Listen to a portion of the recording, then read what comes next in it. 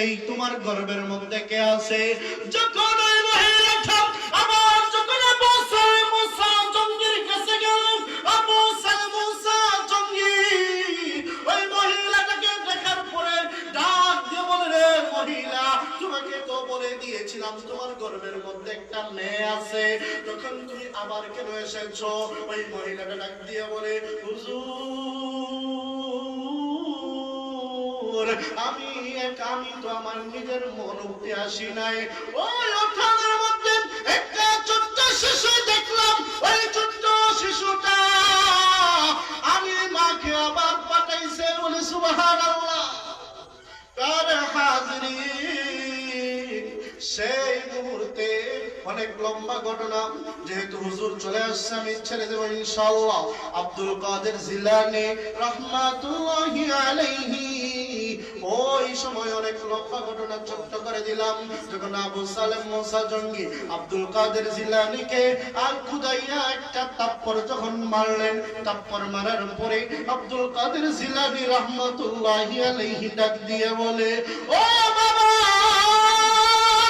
আমি আপনার সন্তান, আপনি আমার একটা না, দুইটা না, পাঁচটা, 10টা তাপ্পর মারতে পারেন, কোনো বাধা দেই না, বাধা দেই না। কিন্তু যেই কারণে আপনি আমারে তাপ্পর মারছেন, যেই মুহূর্তে আমারে খোদাইছেন, সেই মুহূর্তে ওই মহিলাটার গর্ভের ভিতরের মধ্যে যেই মেয়ে সন্তান ছিল, ওই মেয়ে সন্তানটা পুরুষ সন্তান হয়ে গেছে। বলি সুবহানাল্লাহ। আর যে মুহূর্তে আমার গালের মধ্যে তাপ্পর দিয়েছেন গো বাবা, সাথে সাথে ওই মহিলাটার ঘরের মধ্যে যে 6টা মেয়ে সন্তান আছে, ওই 6টা মেয়ে সন্তানকে আমার আল্লাহ পুরুষ সন্তান বানাইয়া দিছে। কেমন আব্দুল কাদের জিলানী বাবা, আর যদি আমার একটা তাপ্পর মারো, আমি সারা বাগদাদ শহরের মধ্যে যত মেয়ে সন্তান আছে সকল মেয়ে সন্তানকে পুরুষ সন্তান বানিয়ে দিব। বলে সুবহানাল্লাহ। ওরাই হলো আল্লাহ ওয়ালা। যেহেতু আল্লাহর ওলির মাজারের মাহফিল হযরত শাহ ইব্রাহিম আলী রাহমাতুল্লাহি আলাইহি এবং পীরে কামিল শাহ মনফর আলী রাহমাতুল্লাহি আলাইহির মাহফিল, আল্লাহর ওলির মাহফিল। আল্লাহর ওলির সুহবত আমাদের সবার দরকার আছে না নাই?